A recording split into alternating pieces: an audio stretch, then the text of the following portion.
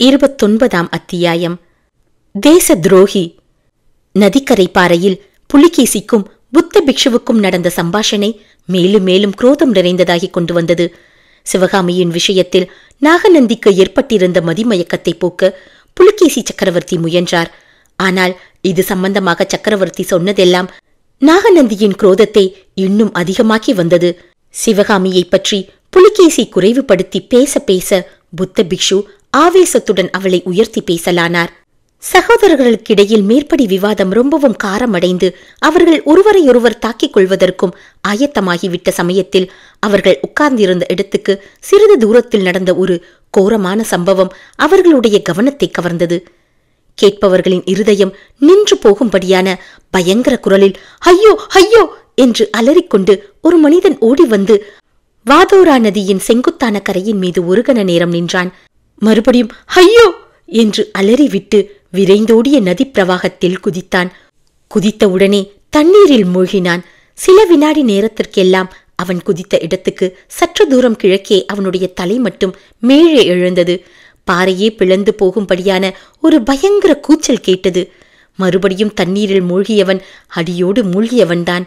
அவன் மூழ்கியதற்கு அடையாளம் கூட அங்கே காணப்படவில்லை. மலைவாழ் நதியான வாதோரா சலசல சப்தத்துடன் விரைந்து பாய்ந்து கொண்டிருந்தது.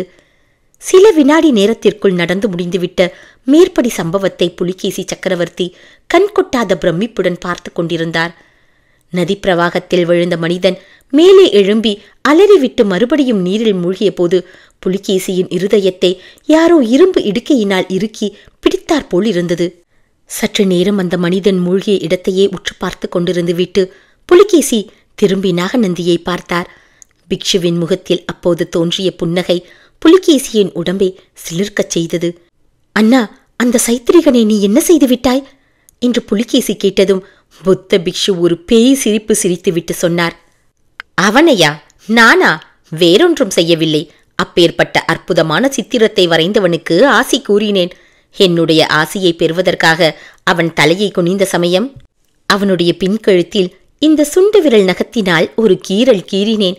இந்த நகத்தில் உள்ள விஷம் அவனுடைய உடம்பின் இரத்தத்தில் கலந்ததும் அவனுக்கு எரிச்சல் எடுத்திருக்கும். சற்று நேரத்திற்கெல்லாம் அவன் உடம்பு முழுவதும் அக்னியால் தகிக்கப்படுவது போலிருந்திருக்கும். அவனுடைய மூளையும் கொதிப்பெடுத்திருக்கும். உடம்பையும் மூளையையும் குளிரச் செய்வதற்காகவே அப்படி விரைந்து ஓடி வந்து நதியில் குதித்தான். அவனுடைய உடம்பும் மூளையும் குளிர்ந்ததோடு உயிரும் குளிர்ந்து போய்விட்டது.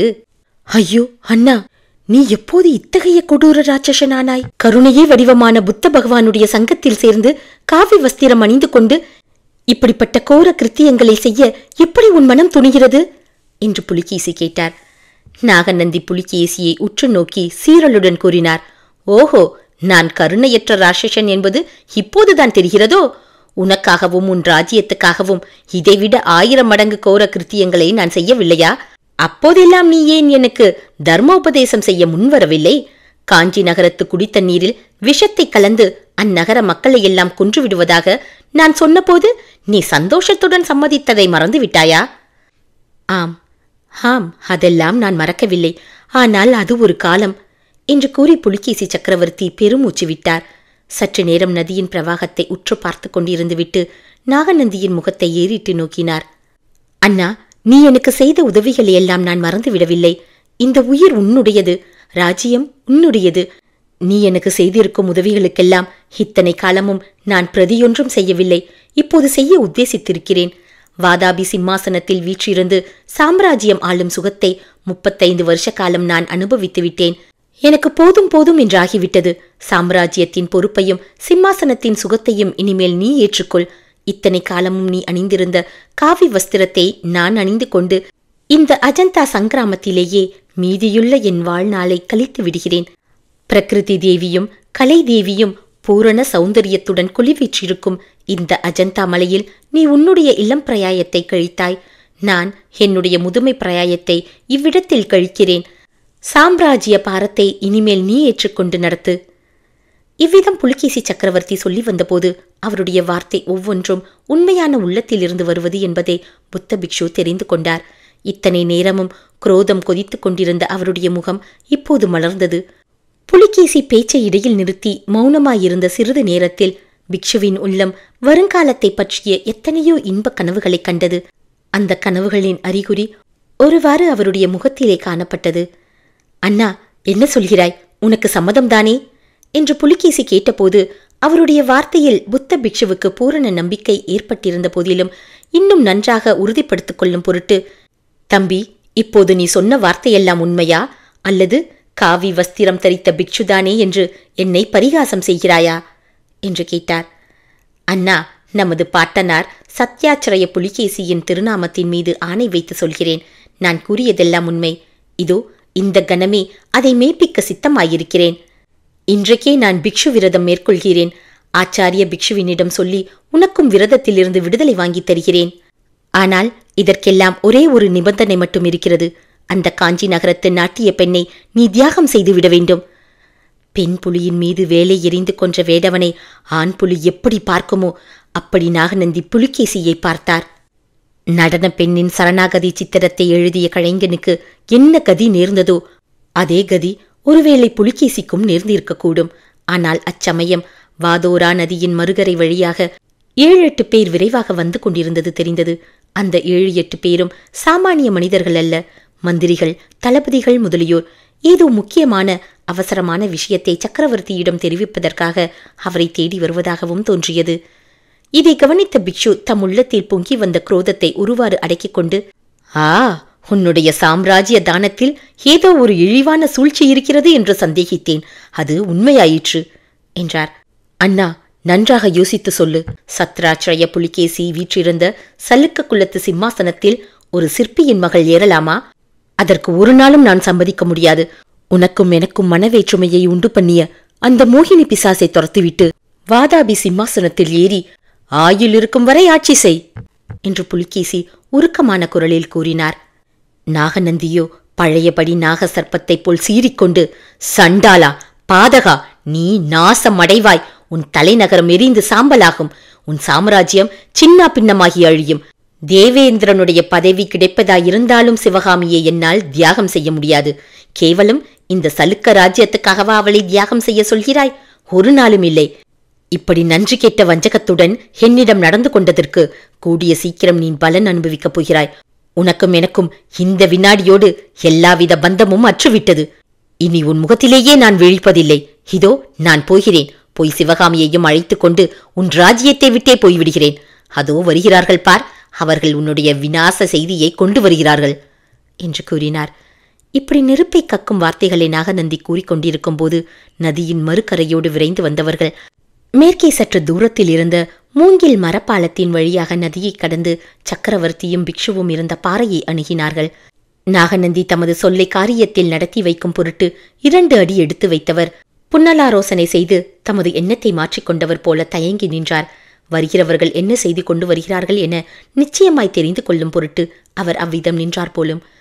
வந்தவர்கள் எல்லாருடைய முகத்திலும் கவலையும் பீதியும் குடிக்கொண்டிருப்பதை பார்த்த சக்கரவர்த்தி மிக்க வியப்படைந்து, எல்லோரும் கும்பலாக வந்திருக்கிறீர்களே, என்ன விசேஷம்?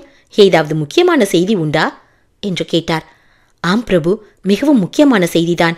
ஆனால் நம்பவே முடியாத செய்தி. சொல்வதற்கும் தயக்கமாயிருக்கிறது என்று சலுக்க சாம்ராஜ்யத்தின் பிரதம மந்திரி கூறினார். அதென்ன அவ்வளவு முக்கியமான செய்தி? எங்கிருந்து யார் கொண்டு வந்தார்கள்? ஏன் எல்லோரும் இப்படி பயந்து சாகிறீர்கள்? யாராவது பகைவர்கள் சலுக்க சாம்ராஜ்யத்தின் மீது படையெடுத்து வருகிறார்களா? சீக்கிரம் சொல்லுங்கள். மகாபிரபு, தாங்களே சொல்லிவிட்டீர்கள். இது என்ன பிதற்றல்? நான் என்ன சொன்னேன்? பகைவர்கள் சலுக்க சாம்ராஜ்யத்தின் மீது படையெடுத்து வருவதாக சொன்னீர்களே, அதுவா உண்மை? ஆம் சக்கரவர்த்தி. அதிசயமான செய்திதான். யார் அந்த சத்ரு? வடக்கே ஹர்ஷராய் இருக்க முடியாது. அவரிடம் இருந்து சமீபத்திலே சிநேகம் நிறைந்த அழைப்பு கடிதம் வந்திருக்கிறது. மற்றபடி மேற்கேயும் கிழக்கேயும் சத்துருக்கள் இல்லை. வந்தால் தெற்கே இருந்துதான் வரவேண்டும். யார்? காஞ்சி மாமல்லன் படையெடுத்து வருகிறானா? அப்படித்தான் தகவல் பிரபு. ஒரு நாளும் நான் நம்ப மாட்டேன். அப்படியே இருந்தாலும் எதற்காக நீங்கள் இப்படி கலக்கமடைந்திருக்கிறீர்கள்? என்ன மூழ்கி போய்விட்டது? பெருமானி, நம்முடைய சைனியத்தில் பெரும்பகுதி நர்மதை கரையில் இருக்கிறது. இன்னொரு பெரும்பகுதி வேங்கியில் இருக்கிறது என்று பிரதம மந்திரி தயக்கத்துடன் கூறினார். அதனால் என்ன? மாமல்லன் காஞ்சியிலிருந்து வருவதற்குள் நம்முடைய சைனியங்களை வாதாபிக்கு கொண்டு வர முடியாதா? மாமல்லன் காஞ்சியில் இல்லை பிரபு. பல்லவ சைனியம் வடபெண்ணியை கடந்து 1 வாரம் ஆகிறது. இப்போது துங்கபத்திரையை நெருங்கி இருக்க வேண்டும். இது என்ன விந்தை? செய்தி யார் கொண்டு வந்தது? இதோ இவர்கள் வாதாபியிலிருந்து கொண்டு வந்திருக்கிறார்கள். இரவு பகல் எங்கும் தங்காமல் விரைந்து வந்திருக்கிறார்கள் என்று பிரதம மந்திரி சொல்லி 2 தூதர்களை முன்னால் நிறுத்தினார். உங்களை யார் அனுப்பினார்கள்? ஓலை ஏதாவது கொண்டு வந்திருக்கிறீர்களா என்று புலிகேசி திகைப்புடன் கேட்டார். இல்லை பெருமானே, ஓலை எழுதுவதற்கு கூட நேரமில்லை. வாதாபி கோட்டை தலைவர் வாய்மொழியாக செய்தி சொல்லி அனுப்பினார். நாங்கள் 6 பேர் 5 நாளைக்கு முன்பு கிளம்பினோம். வழியில் 4 பேர் விழுந்து விட்டார்கள். 2 பேர்தான் மிஞ்சி வந்து சேர்ந்தோம். மந்திரி, இவர்கள் பேச்சு உண்மையாயிருக்க முடியுமா? மாமல்லன் இலங்கை படையெடுப்புக்காக கப்பல்கள் கட்டி கொண்டிருப்பதாக வல்லவா நாம் கேள்விப்பட்டோம். ஆம் பிரபு, நம்புவதற்கு கஷ்டமாகத்தான் இருக்கிறது. ஆயினும் இவர்கள் வாதாபி கோட்டை தலைவரின் இலச்சினையை கொண்டு வந்திருக்கிறார்கள். இவர்களுக்கு பின்னால் விவரமான ஓலையோடு வேறு தூதர்களும் வருகிறார்களாம். இவர்கள் சொல்லுவது உண்மையாயிருந்தால் பல்லவ சைனியம் இப்போது துங்கபத்திரையை கடந்திருக்க வேண்டும். துங்கபத்திரை கரையில் இருந்த சைனியத்தை அந்த பிரதேசத்தில் பஞ்சம் என்று கொஞ்ச நாளைக்கு முன்புதான் வேங்கிக்கு அனுப்பினோம். புலிகேசி சற்று நேரம் ஸ்தம்பித்து நின்றார். சட்டென்று அவர் மனதில் ஏதோ ஒரு உண்மை உதயமாகி இருக்க வேண்டும். சற்று தூரத்தில் நின்று மேற்படி சம்பாஷணையை எல்லாம் கேட்டுக்கொண்டிருந்த நாகநந்தியின் முகத்தை ஏறிட்டு பார்த்தார். மறுபடியும் பிரதம மந்திரியை நோக்கி, மந்திரி, நமது ஒற்றற்படை என்ன செய்து கொண்டிருந்தது? மாமல்லன் படையெடுப்பை குறித்த செய்தி நமக்கு ஏன் முன்னாலேயே வரவில்லை? காஞ்சியிலிருந்து பல்லவ சைனியம் புறப்பட்ட செய்தி கூட நமக்கு ஏன் வாதாபியில் இருக்கும் போதே கிடைக்கவில்லை என்றார். பிரதம மந்திரி வணக்கத்துடன், பிரபு, 1 வருஷத்துக்கு முன்னால் நம் ஒற்றற்படை தலைவர் வேலையிலிருந்து நீக்கப்பட்டார். அவர் வகித்த பொறுப்பை நமது பிக்ஷு ஏற்றுக்கொண்டார். அடிகளைத்தான் கேட்க வேண்டும் என்றார். சக்கரவர்த்தி உள்பட அங்கிருந்த அனைவருடைய கண்களும் அப்போது பிக்ஷுவை நோக்கின. புலிகேசி, அடிகளே, மாமல்லனுடைய படையெடுப்பு செய்தி தங்களுக்கு முன்னாலே தெரியுமா? வேண்டுமென்றே என்னிடம் சொல்லாமல் மறைத்து வைத்திருந்தீர்களா என்று கேட்டார். தம்பி, உன் கேள்விக்கு இவர்கள் எல்லாருடைய முன்னிலையிலும் நான் மறுமொழி சொல்ல வேண்டுமா என்றார் பிக்ஷு. அடிகளே, சற்று முன்னால் சொன்னதை மறந்து விட்டீர்களா? தங்களுக்கும் எனக்கும் இனி யாதொரு உறவும் இல்லை என்று சொல்லவில்லையா? இப்போது என்னத்திற்காக உறவு கொண்டாட வேண்டும்? உண்மையை உடனே சொல்லுங்கள். அப்படியானால் சொல்கிறேன். மாமல்லன் படையெடுப்பு செய்தி எனக்கு முன்னமே தெரியும். நன்றி இல்லாத பாதகனாகிய உனக்கு தண்டனை கிடைக்கும் பொருட்டே உன்னிடம் சொல்லவில்லை என்று நாகநந்தி கர்ஜித்தார்.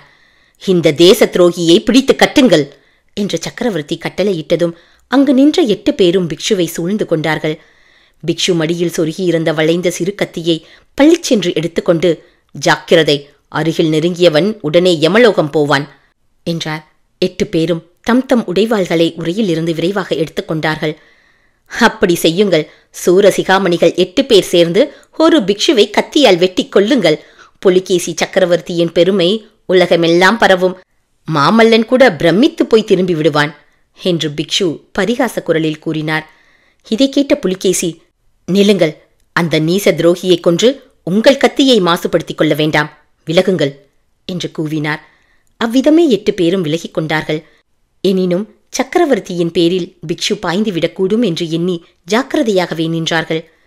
பிக்ஷுவை பார்த்து புலிகேசி சக்கரவர்த்தி கூறினார், அடிகளே, உம்முடைய உயிரை வாங்குவது தவறு. உம்மை நம்பிய சகோதரனுக்கும் உமது நாட்டுக்கும் நீர் செய்த மகா துரோகத்துக்கு அது தக்க தண்டனையாகாது. நீண்ட காலம் நீர் உயிர் வாழ்ந்து உம்முடைய பாவத்துக்கு பிரயாய்ச்சித்தம் செய்து கொள்ள வேண்டும். உம்முடைய துரோகத்தை நினைத்து நினைத்து கண்ணீர் விட வேண்டும். மனித உருக்கொண்ட துஷ்ட பிசாசே, போ, வாதாபிக்கு சென்று உன்னுடைய மோகினியையும் அழைத்து கொண்டு போ. உன் வாக்கை இந்த விஷயத்திலாவது நிறைவேற்று. இனி என் உயிர் உள்ளவரையில் என் முகத்தில் விழிக்க வேண்டாம். ஒரு பெண்ணின் மோகத்துக்காக ஒரு ராஜ்யத்தையே விற்கத் துணிந்த நீசனே, போ, நெடுங்காலம் உயிரோடு இருந்து உன்னுடைய துரோகத்தை நினைத்து அழுது கொண்டிரு. ஆத்திரம் ததும்பிய குரலில் விம்மலோடு கலந்து புலிகேசி கூறிய மேற்படி கடும் மொழிகளை கேட்டுக்கொண்டு நாகநந்தி கற்சிலையைப் போல் நின்றார். புலிகேசி நிறுத்தியதும் ஒரு வார்த்தையும் மறுமொழி கூறாமல் நதிக்கரையோடு கிழக்கு நோக்கி நடக்கத் தொடங்கினார். பிக்ஷு போகும் திசையையே உற்று பார்த்து கொண்டிருந்த புலிகேசி அவர் மறைந்ததும் சற்றென்று திரும்பி தம் கண்களில் ததும்பிய கண்ணீரை துடைத்துக் கொண்டார். பிறகு அங்கு நின்றவர்களை பார்த்து, மந்திரி, சேனாதிபதி, இந்த தூதர்கள் கொண்டு வந்த செய்தி உண்மையாகத்தான் இருக்க வேண்டும். இதில் சந்தேகம் வேண்டாம். புத்த பிக்ஷுவின் விஷயத்தில் நீங்கள் எல்லோரும் செய்த எச்சரிக்கையை நான் அலட்சியம் செய்துவிட்டேன். அதன் பலனை நானும் நீங்களும் அனுபவிக்கப் போகிறோம். என்றாலும் மோசம் ஒன்றும் போய்விடவில்லை. புலியின் வாய்க்குள்ளே வேண்டுமென்றே தலையை விடுவது விளையாட்டான காரியமல்ல என்பதை மாமல்லனுக்கு கற்பிப்போம். துங்கபத்ரையை கடந்து வந்த பல்லவ வீரன் ஒருவனாவது திரும்பி போகாமல் ஹதாஹதம் செய்வோம். என்னுடைய தென்னாட்டு படையெடுப்பு பூரண வெற்றியடையவில்லை என்ற குறை என் மனதில் இத்தனை நாளும் இருந்து வந்தது. அந்த மனக்குறை இப்போது தீர்ந்துவிடப் போகிறது. பல்லவ நாடு சலுக்க சாம்ராஜ்யத்தோடு சேர்ந்து ஒன்றாகிவிடப் போகிறது என்றார். 29ஆம் அத்தியாயம் நிறைவு பெற்றது. 30ஆம் அத்தியாயம் வாதாபி பெரும் போர். வெகு காலமாயில்லாத வழக்கமாக அஜந்தாவில் கலை விழா நடந்து அரைகுறையாக முடிவுற்று 1 மாதத்துக்கும் மேல் ஆயிற்று. அந்த 1 மாதமும் வடக்கே இருந்து வாதாபியை நோக்கி விரைந்து வந்த சல்லுக்க சைனியத்துக்கும் தெற்கே இருந்து படையெடுத்து வந்த பல்லவ சைனியத்துக்கும் ஒரு பெரிய போட்டி பந்தயம் நடந்து கொண்டிருந்தது. வாதாபியை முதலில் யார் அடைவது என்கின்ற அந்த விரைவு பந்தயத்தில் பல்லவ சைனியமே வெற்றியடைந்தது. வழியில் யாதொரு எதிர்ப்பும் இன்றி தங்கு தடையில்லாமல் பொங்கி வரும் சமுத்திரத்தை போல் முன்னேறி வந்த அந்த பல்லவ சேனா சமுத்திரமானது சல்லுக்க சைனியம் வடக்கே இன்னும் 6 காத தூரத்தில் இருக்கும் போதே வாதாபியை அடைந்து அந்த மாபெரும் நகரத்தின் கோட்டை மதிலை நாலாபுறமும் சூழ்ந்து கொண்டது. திடீரென்று முன்னெச்சரிக்கை இல்லாமல் நேர்ந்த அந்த பெரும் விபத்தினால் வாதாபி மக்கள் கதிகலங்கி போனார்கள். புலிகேசி சக்கரவர்த்தியின் வீர சௌரிய பராக்கிரமங்களையும் அவருடைய புகழானது கடலுகளுக்கு அப்பால் உள்ள தூர தூர தேசங்களில் எல்லாம் பரவி இருப்பதையும் எண்ணி பெருமிதத்துடன் இருந்த வாதாபியின் மக்கள் தங்கள் நாட்டின் மீது இன்னொரு நாட்டு அரசன் படையெடுத்து வரக்கூடும் என்று கனவிலும் கருதவில்லை.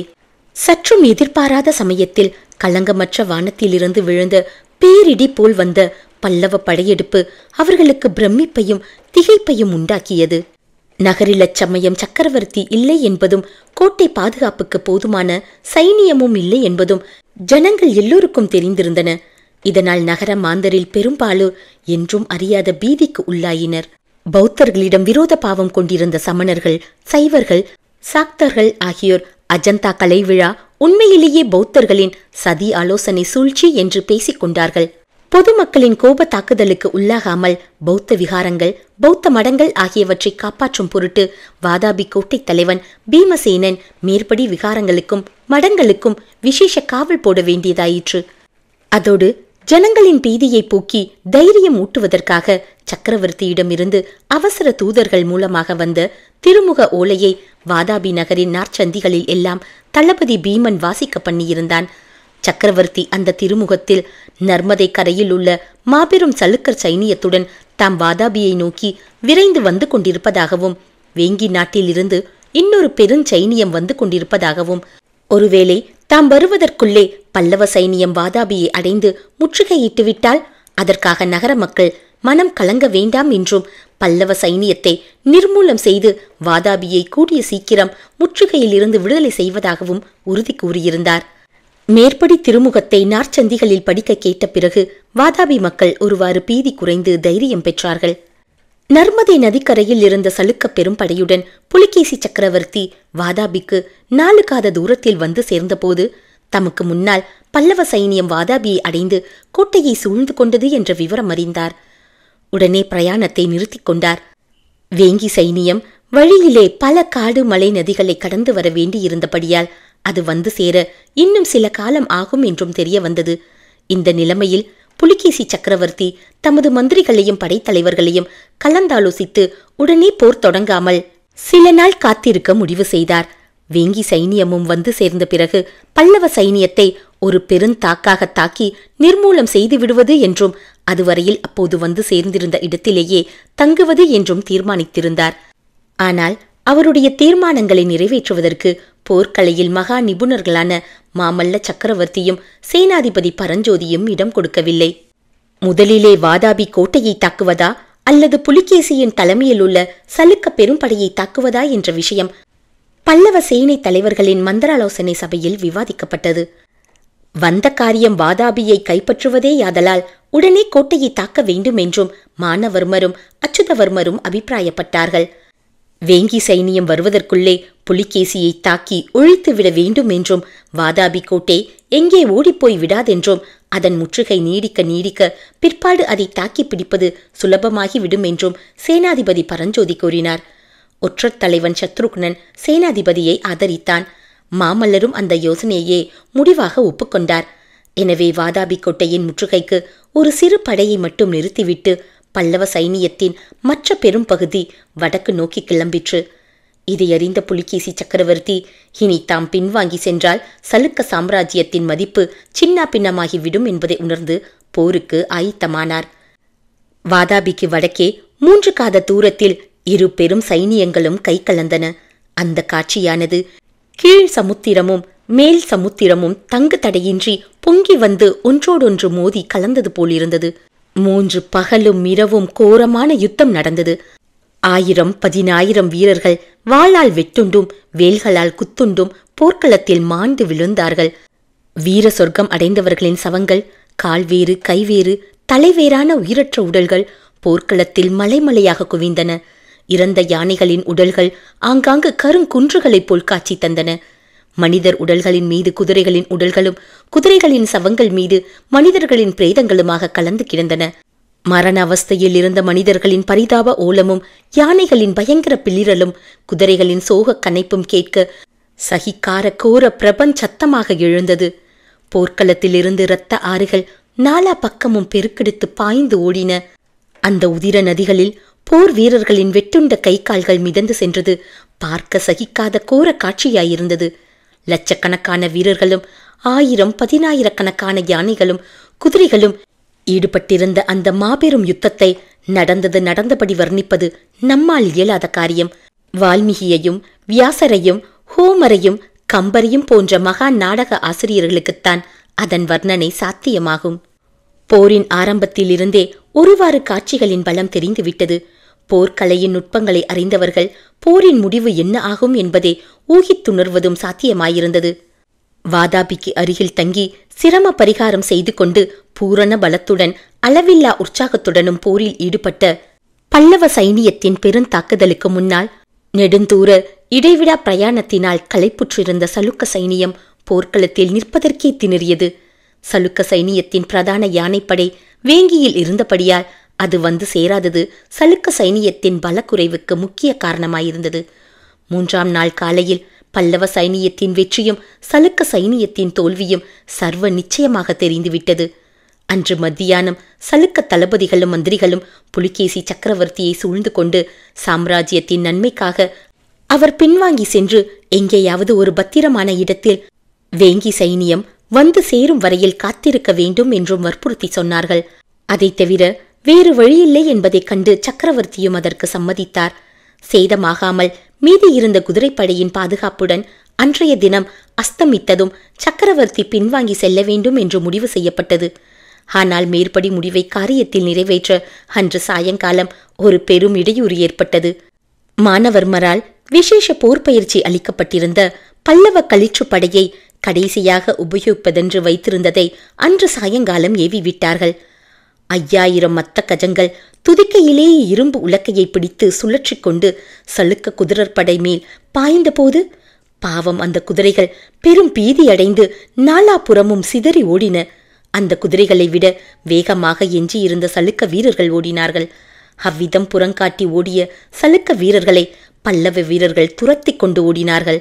அந்த 3ஆம் நாள் இரவு முழுவதும் ஓடுகிற சலுக்க வீரர்களை பல்லவ வீரர்கள் துரத்திச் சென்று வேட்டையாடுதல் நடைபெற்றுக் கொண்டிருந்தது.